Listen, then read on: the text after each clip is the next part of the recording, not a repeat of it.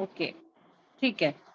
अब है ना, हम लोग सिर्फ कोर्ट और ये जो आपके क्लासेस चल रहे हैं, हम उस तरीके से नहीं पढ़ने वाले हैं, ठीक है।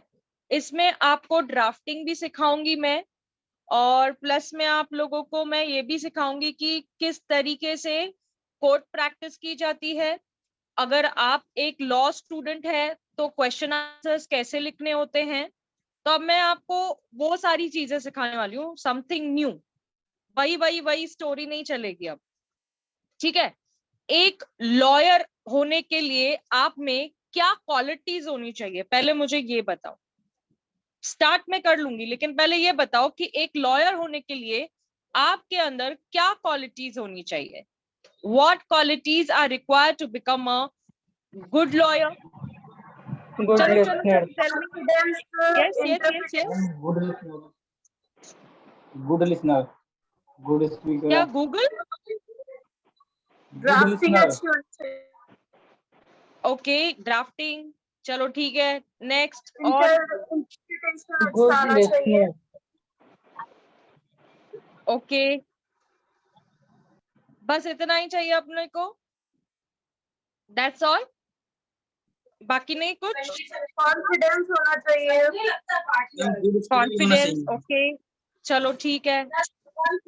लॉजिकल थिंकिंग होना चाहिए और कम्युनिकेशन स्किल्स होना चाहिए. कम्युनिकेशन स्किल्स होना चाहिए, okay fine, very good. Analytical thinking. And analytical skills also logical thinking. Active logical होना चाहिए. Thinking, analytics, very good. Common, Writing skills.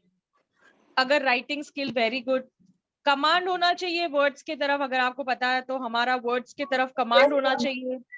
Good voice होना चाहिए, कॉन्फिडेंस होना चाहिए, रेजिस्टेंस होना चाहिए, आपको प्रैक्टिकल जजमेंट मालूम होना चाहिए, एक्सपीरियंस होना चाहिए आपको केसेस हैंडल करने का, बैकग्राउंड नॉलेज होना चाहिए, knowledge of law, evidence and procedure, ethics होना चाहिए कि किस तरीके से हम एक लॉयर होके कोर्ट में आपका जो प्रोफेशन है उसको कैसे ये करते हैं, लॉजिक होना चाहिए, ड्रामेटिक्स होना चाहिए। उसके बाद में आप देखेंगे ह्यूमन अफेयर्स के बारे में भी आपको बहुत सारी चीजों की जानकारी होनी चाहिए। आर्ट ऑफ इंट्रोगेशन होना चाहिए कि मैंने अगर आपसे कोई सवाल पूछ लिया तो मेरा एक वे क्या है आपको इंट्रोगेट करने का। जैसे पुलिस वाले कैसे इंट्रोगेट करते हैं, क्या रे ऐसे तो नहीं पूछ सकते ना हम किसी भी क्लाइंट से। तो आपका वे होना चाहिए कि अपने क्लाइंट के साथ में आप किस तरीके से बात करते हो। स्ट्रैटेजी होनी चाहिए आपकी, वो टैक्टिक्स होने चाहिए, लाइंस ऑफ अप्रोच होना चाहिए कि किस तरीके से आप एक लॉयर बनने के बाद ये सारी चीजें आपको पता होनी चाहिए। दूसरा, आपको क्लियर पिक्चर होना चाहिए आपके केस को लेकर। जो भी आपके केसेस चल रहे हैं तो उसको लेकर एक क्लियर पिक्चर होना चाहिए या नहीं होना चाहिए। अपील होना Yes. चाहिए कि आपको इंटेलिजेंस होना चाहिए, ग्रेसफुल होना चाहिए, स्टाइल होना चाहिए, और एक सेंस ऑफ प्रपोर्शन होना चाहिए कि किस तरीके से आप केस को चला रहे हो। फैक्ट्स को कॉन्शियसनेस के इससे लेना चाहिए, और सेंस ऑफ रेलेवेंस होना चाहिए। और क्या क्या होना चाहिए, एटीट्यूड होना चाहिए प्रॉब्लम सॉल्व करने के लिए, और सेल्फ डिसिप्लिन होना चाहिए कि आज हमने काम किया, कल बोले अरे यार बहुत थक गए हैं, तो ये तो सेल्फ डिसिप्लिन नहीं हुआ, है ना।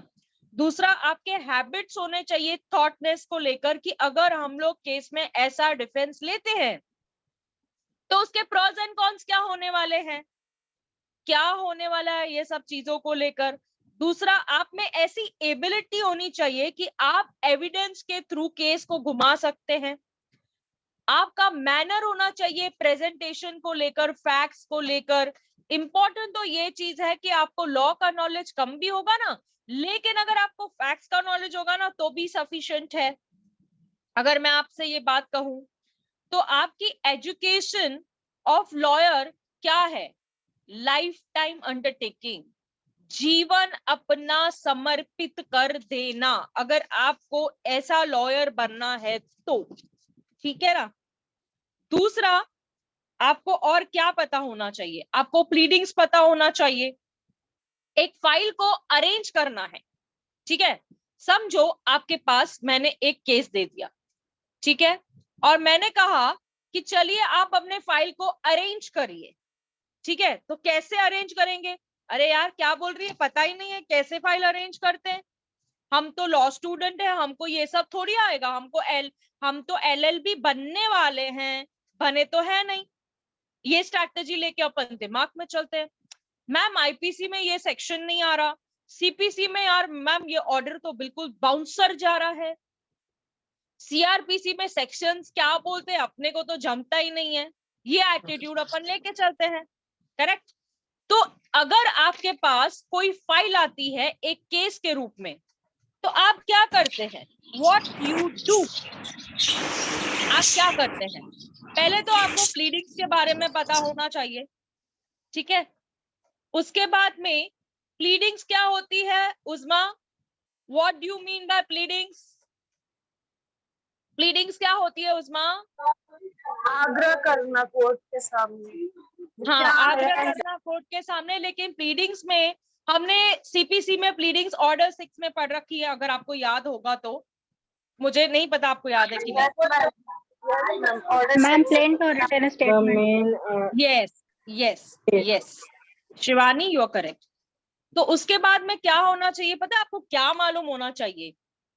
स्टेटमेंट ऑफ मेन विटनेस, कि जो एक मेन विटनेस होता है, विटनेस पता है आपको क्या होता है? जो गवाह देने कोर्ट में आता है। फिर एक ऐसा स्टेटमेंट जो दूसरे गवाह देने वाले हैं, यानी स्टेटमेंट ऑफ अदर विटनेसेस, ठीक है। उसके बाद क्या होना चाहिए? डॉक्यूमेंट्स, की इस विटनेस ने पंचनामा क्या होता है, ये पता होना चाहिए कि केस में पंचनामा क्या होता है। तीसरा, आपको रिपोर्ट पता होनी चाहिए कि रिपोर्ट क्या होती है एक केस के अंदर। उसके बाद फोटोग्राफ्स क्या होते हैं, आपने तो मॉडल फोटोग्राफ्स देखे होंगे, लेकिन कोर्ट में क्या आपने देखे हैं कि वो फोटोग्राफ्स किस तरीके से आते हैं, ये आपको पता होना चाहिए कि वो फोटोग्राफ्स में क्या क्या है, ठीक है। फिर उसके बाद में मैप्स के बारे में पता होना चाहिए, डायग्राम्स के बारे में पता होना चाहिए, सर्वे के बारे में आपको पता होना चाहिए। उसके बाद में रिपोर्ट्स ऑफ फिजिशियन के बारे में पता होना चाहिए। ये बेसिक नॉलेज है जो मैं आपको बता रही हूँ कि अगर आपको लॉयर बनना है, LLB क्लियर करना है और मास्टरी करनी है, तो ये तो सब कुछ मालूम होना चाहिए। एक्सरेज के बारे में पता होना चाहिए, पोस्टमार्टम के बारे में बताना चाहिए आपको क्या है, इंजरी सर्टिफिकेट क्या होता है, लोकल ऑर्डिनेंस और रेगुलेशंस क्या होते हैं, केस लॉ की कॉपीज क्या होती है, कॉपी ऑफ चार्ज क्या होता है, application to be file with a court fee stamp. अब मैंने आपको स्मार्ट लॉयर कैसे बनते हैं एक हिंट तो दे दी है, ठीक है। तो हम यहाँ पर ना ही सिर्फ IPC पढ़ने वाले हैं, CPC पढ़ने वाले हैं, CRPC पढ़ने वाले हैं, पर क्रॉस कैसे किया जाता है विटनेस को वो भी सीखने वाले हैं। केस लॉस कैसे पढ़े जाते हैं, जिसको हम साइटेशन कहते हैं, जिसको हम केस लॉ कहते हैं, जो कि हाई कोर्ट और सुप्रीम कोर्ट ने हमें दी होती है, उसी को लॉयर फॉलो करता है। उसकी इंटरप्रिटेशन कैसे होगी, वो सारी की सारी चीजें मैं आप लोगों को ये 3 क्लासेस में सिखाने वाली हूँ। One is IPC, second is CRPC and CPC। तो आप तैयार हो जाए कि आपको सिर्फ पढ़ना नहीं है, आपको सीखना भी है, ठीक है। ये बुक लेके मार्किंग कर करके किसी का भला नहीं हुआ है, ठीक है। तो बुक तो लेना है, मैं ऐसा नहीं बोल रही हूँ कि भला नहीं हुआ तो बस बुक नहीं उठाना। मेरा ये कहना होगा आपको सिर्फ बुक ही नहीं उठाना है आपको, लेकिन I tell you one thing कि आप लोगों को एक चीज बिल्कुल ध्यान में रखनी है कि मैं आपको जो जो सिखाऊंगी आप उसके नोट्स बनाएंगे। The first and the foremost thing, अभी देखो जैसे कि मैंने आपको क्या कहा कि एक लॉयर बनने के लिए अगर आपको कोई पेपर्स को अरेंज करना है तो आप उसको किस तरीके से सिस्टमैटिकली अरेंज करेंगे, ये तो मैंने आपको मुंह से बता दिया। पर मैं सिर्फ मुंह से नहीं बताने वाली हूँ, मैं आप लोगों को प्रैक्टिकली वो चीज करवाऊंगी। ठीक है, तो हम लोग सीपीसी पढ़ेंगे, सीआरपीसी पढ़ेंगे, और मैं आप लोगों को ना रियल पोस्टमार्टम रिपोर्ट्स पढ़ाना सिखाऊंगी।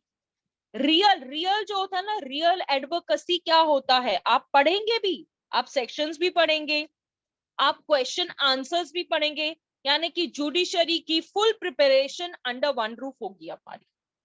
तो कैसे होगी, आप एडवोकेसी भी प्रैक्टिस करेंगे, जुडिशरी भी प्रैक्टिस करेंगे, जजमेंट राइटिंग भी सीखेंगे, और आप मेरे साथ ड्राफ्टिंग भी सीखेंगे। कि एक देखो, हम आपको बता दें कि ना एक बेल का लॉयर होता है, आपको पता है एक बेल लॉयर क्या करता है, क्या करता है, क्या करता है एक बेल लॉयर? कोई मुझे बताएगा कि बेल लॉयर क्या करता है? बेल सेट भर के खत्म करता है क्या? नो मैम, अगर वो बेल रिजेक्ट हो जाता है तो उसको पेपर लेते हैं। क्या क्या क्या क्या क्या कम बैक अगेन? मैम वो जो क्या कहता है, अगर वो बेल रिजेक्ट हो जाती है तो उसको हाँ। फिर वो अपनी से भी लेके जाता है। सुनो, एक देखो, आपको सिविल साइड प्रैक्टिस करनी है, आपको क्रिमिनल साइड प्रैक्टिस करनी है, आपको रेवेन्यू साइड प्रैक्टिस करनी है, आपको कहाँ प्रैक्टिस करनी है? आप बोलेंगे मैम हम तो अभी तक पढ़ रहे हैं यार, ये क्यों पूछ रही हो आप हमसे, है ना? उसमें हो सकता है ना आपके माइंड में एक थॉट प्रीव्यू तो आ ही जाएगा, तो हमको सिविल करनी है, क्रिमिनल करनी है, ये तो बात की बात है। नहीं मैम, हमें तो सब में करनी है। Very good, that's what I want, कि आप लोग सिर्फ सिविल क्रिमिनल नहीं करोगे, you will practice each and everything, और आप है ना प्रैक्टिकल चीजें सीखोगे। तो मैं ना आप लोगों को थोड़ा सा प्रैक्टिकल व्यू भी दिखा देती हूँ, जस्ट अ मिनट। तो this is not only this, but you have to be this, so pretty like this जो आप सुनते हो। ठीक है, नाउ जस्ट अ मिनट, हाँ, लेट्स बिगिन फ्रॉम हियर। अब देखो, हम लोग आईपीसी तो शुरू हो जाएंगे, मैंने हिस्ट्री सिखाया है आप लोगों को, है पूरा हायरार्की बताया है, पूरा बैकग्राउंड सिखा दिया है मैंने आपको आईपीसी का। लेकिन मैंने सोचा कि आईपीसी को बोरिंग क्यों करें यार, मजे करें हम लोग आईपी के साथ में। It's not only this, but it will be better and better. तो अगर आप लोगों से कहा जाए कि आप एक एलएलबी स्टूडेंट है, तो आपको एक आपके कॉम्पिटिशन्स भी होते हैं, जैसे कि मूट कोर्ट का कॉम्पिटिशन होता है। अगर लॉयर हो तो 100% आप लोगों को ड्राफ्टिंग तो करनी पड़ती है। I've seen most of the lawyers, वो क्या करते हैं, मुझे बोलते हैं ड्राफ्ट भेज दो ना यार, तुम सीख लो ना। ड्राफ्ट भेजने से क्या होता है, सीखो। This is a very wrong thing, एक minute, this is a very wrong thing कि आप बोले कि ड्राफ्ट भेज दो, पर आपको उस चीज का नॉलेज ही नहीं है यार। एक एंटीसिपेटरी बेल लेने की है, अरे यार मैम ड्राफ्ट भेज दो ना, fill in the blanks dash dash करके, हम उसी को फिल करेंगे, उसमें क्या होता है? अगर साला यही करना था तो हम लोग तो चपरासी बन जाते ना, हमें लॉयर बनने की क्या जरूरत पड़ी थी? I don't think it is necessary then, आपको लॉयर बनने की बिल्कुल भी जरूरत नहीं थी फिर तो, है ना?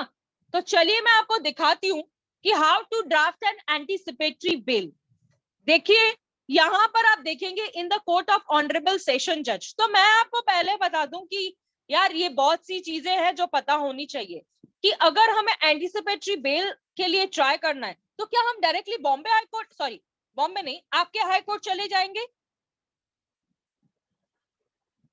हाँ, that's what I want. Usma, even I don't like my students just copy pasting and all. I want कि मुझे ये चाहिए कि आप लोग डिटेल डेप्थ स्टडी करो, सिर्फ वही नहीं कि रट्टा मार। मैं कभी रट्टा मारना नहीं सिखाया है आज तक, मेरे क्लास में मैंने ये भी नहीं कहा है।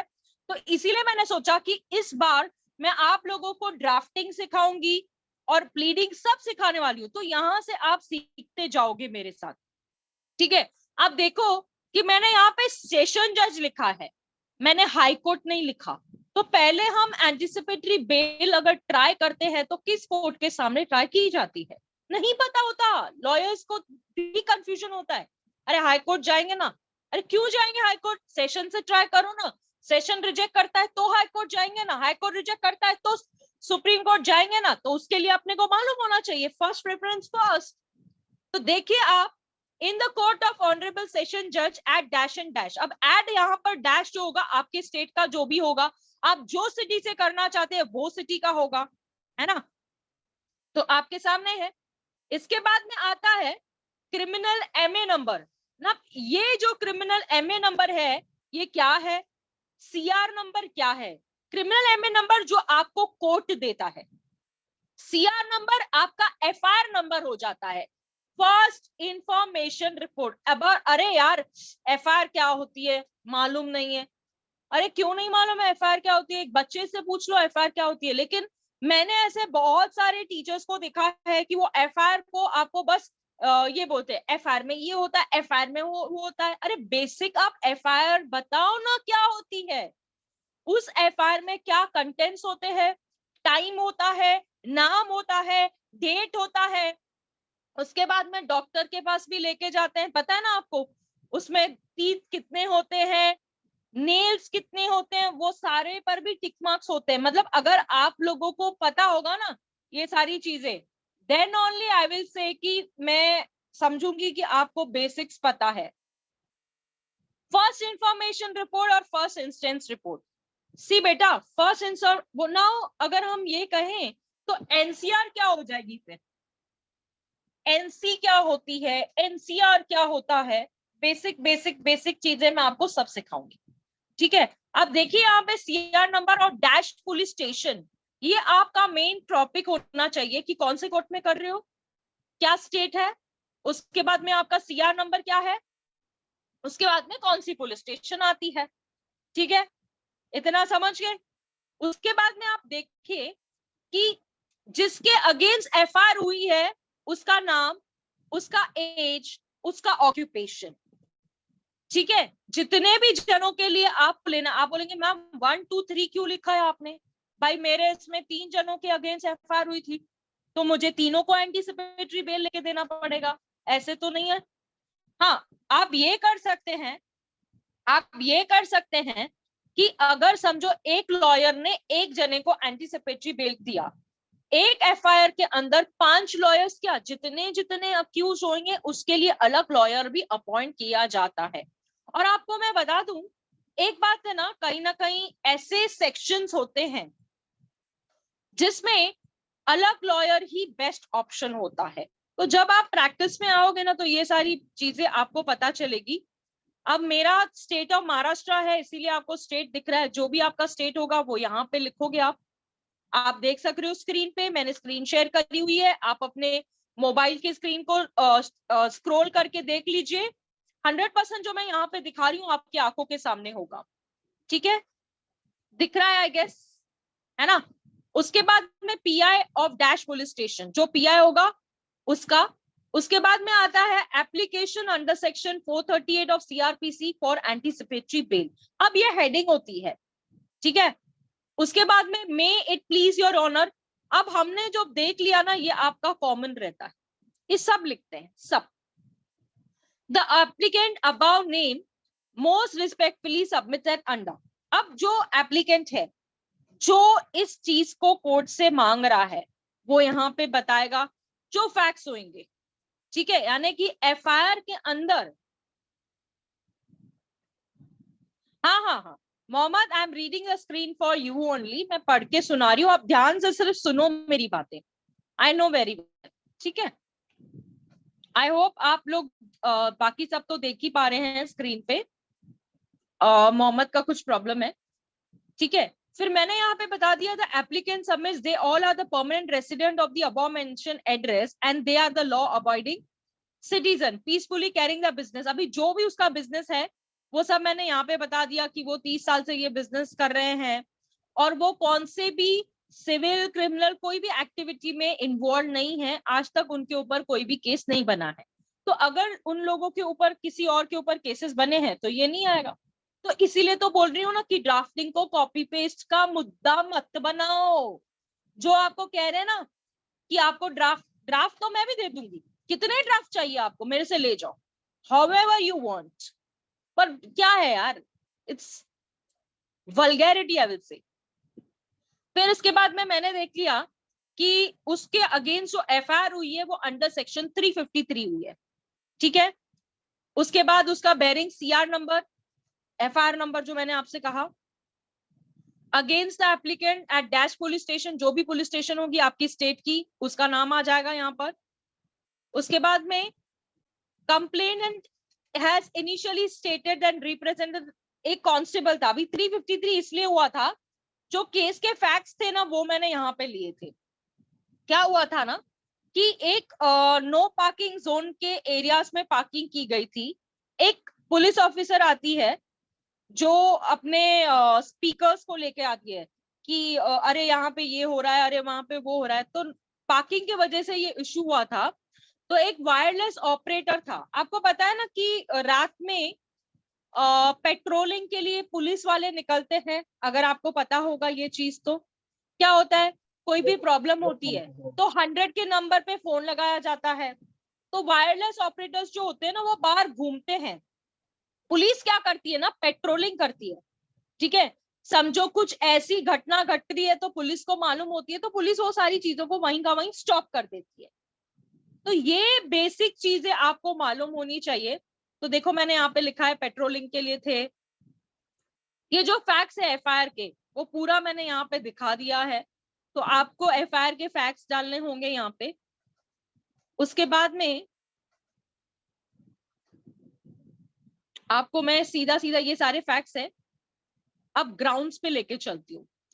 अब ये जो ग्राउंड्स होते हैं ना आपके एफआईआर के ऊपर नहीं होते, ये ग्राउंड्स जो होते हैं ना ये कॉमनली लिए जाते हैं। तो इसलिए आपको बोला जाता है कि एक ड्राफ्ट दे दो ना, तो ड्राफ्ट लो, लेकिन इसका मतलब ये नहीं है कि आप लोग बस उसमें डैश डैश भर के और अपना केस खराब करो, बिल्कुल नहीं। फैक्ट्स पता होने चाहिए। मैंने पहले बता दिया कि applicants have been falsely implicated in CR number under section 353 IPC. Good evening Tanya. The applicant is an innocent person, ill-treated the de facto opponent in any manner whatsoever. In fact, they have been abused and assaulted. अभी क्या किया मैंने यहाँ पर, उनको innocent दिखा दिया कि भैया एफआईआर तो हुई है उनके ऊपर, पर उसका कसूर क्या है, वो तो इनोसेंट है, उसने कुछ किया ही नहीं है, वो यहीं के है, आज दिन तक उसने। देखो अब एक चालाकी की जाती है, जब एफआईआर रजिस्टर होती है ना तो उसका डेट लिया जाता है, ठीक है, टाइम रहता है। अगर पुलिस उसको पकड़ने आई नहीं है तो एफआईआर होने के बाद में पुलिस ने अरेस्ट क्यों नहीं किया अभी तक, तो ये भी मुद्दा उठता है। तो ये जो पॉइंट्स है ना आप लोगों को मालूमात होनी चाहिए, ठीक है। इसमें कस्टोडियल इंट्रोगेशन की जरूरत नहीं है। कोर्ट क्या करती है ना, देखती है कि क्राइम का जो सस्पिशियस है वो कितना ज्यादा है, क्राइम की लेवल क्या है, क्राइम क्या है, वो सारी चीजों को देखा जाता है, ठीक है। उसके बाद में इनोसेंट है, किसी भी केस में आज तक इन्वॉल्व नहीं हुए हैं, बिल्कुल। ये मेरे सामने आप देख लीजिए, ये सारी के सारी चीजें मैंने यहाँ पे ऑलरेडी मेंशन करी हुई है। The applicant submits in the event of release on bail, they will not tamper. अभी इसका मतलब क्या होता है मैं आपको बता दूं कि कोई भी एप्लीकेंट जो है वो किसी भी केस में जो भी है यानी कि सबूतों के साथ में वो कोई भी छेड़छाड़ी नहीं करेगा, जिसको बोलते हैं टेम्परमेंट ऑफ एविडेंस, ठीक है। जो भी इन्वेस्टिगेशन होगी, जो एप्लीकेंट होगा वो अच्छी तरह से वो सारी चीजों को ओबे करेगा, ठीक है। In the event of release जो भी कोर्ट टर्म्स एंड कंडीशंस हमारे ऊपर लगाती है हम रेडी है, हम श्योरिटी भी देंगे। श्योरिटी का मतलब होता है जामीनदार जो आप लोगों को कोर्ट से छुड़ाएगा, यानी कोर्ट आपको बेल देगी, बेल के जगह पे आपके 2 नोन पर्सन होंगे और वो आपको आपकी क्या देंगे, श्योरिटी देंगे, जिसे हम जामीन कहते हैं, ठीक है। उसके बाद में एप्लीकेंट जो है, किसने कुछ कहा, गारंटी बेसिकली देते हैं, या गारंटी, या यस गारंटी, मतलब गारंटर्स आते हैं ना। अभी छुड़ाने के लिए कोर्ट से कौन आएगा, ऑफ कोर्स गारंटर्स आते हैं, गारंटी ली जाती है। और गारंटी पे अभी हम कोई चीज लेने जाते हैं तो गारंटी, ये तो कोर्ट की बात है, तुम एक तो गुनाह करके बैठे हुए हो तो कोर्ट आपको बोलेगी yes yes yes you can go, बिल्कुल नहीं ना, ये कोई पिक्चर सीन तो चल ही नहीं रहा है ना, ठीक है। तो लिबर्टी है, और इसके लिए जो भी होगा पुलिस मशीनरी को लेकर हम लोग ओबीडेंटली ये करेंगे। The applicant submits that this is a proper case of honourable court, तो ये 490/38 का केस है जिसमें कोर्ट को बिना सोचे भी बेल करना चाहिए, पर ऐसा होता नहीं है, ये इनोसेंट है, ठीक है। The applicant submits that he has filed a petition, और कोई कोर्ट में कोई भी पिटीशन नहीं है, तो आप ये एंटीसिपेटरी बेल हमें सुनने के लिए प्लीज सुनिए हमारी एंटीसिपेटरी बेल। और उसके बाद में हम पेयर लिखते हैं which is the compulsory part, कि ऑनरेबल कोर्ट में please to grant an anticipatory to the applicants in the police station in the CR number dash for the offence under section 353, जो भी आपका सेक्शन होगा वो आपको लिखना है। Such further and other relief of the circumstances, फिर से यही ज्वाइन करना है, I think time is over, okay. तो लास्ट ये है कि ड्यूटी बाउंड, और उसके बाद में आप बस एडवोकेट सिग्नेचर करेगा और ये सारी चीजें यहीं पे खत्म होती है। चलिए, आई होप मैंने आप लोगों को आईपीसी की तरफ तो नहीं, लेकिन आपको कहीं ना कहीं स्मार्ट ड्राफ्टिंग और कुछ चीजें आपको बताई। आप इसी लिंक पर फिर से ज्वाइन कर सकते हैं। मैं आपको अब थोड़ी सी सीपीसी की तरफ लेके चलूंगी, सीपीसी का भी हम सीखेंगे, तो इसी लिंक पे अब मीटिंग एंड होगी, आपको इसी लिंक पर फिर से मीटिंग ज्वाइन करनी होगी। हाँ, जो व्हाट्सएप ग्रुप पर है इसी लिंक को आप फिर से ज्वाइन करके यहाँ पर ज्वाइन कर सकते हैं। चलिए मीटिंग एंड करते हैं, आप लोग फिर से ज्वाइन कर लीजिए।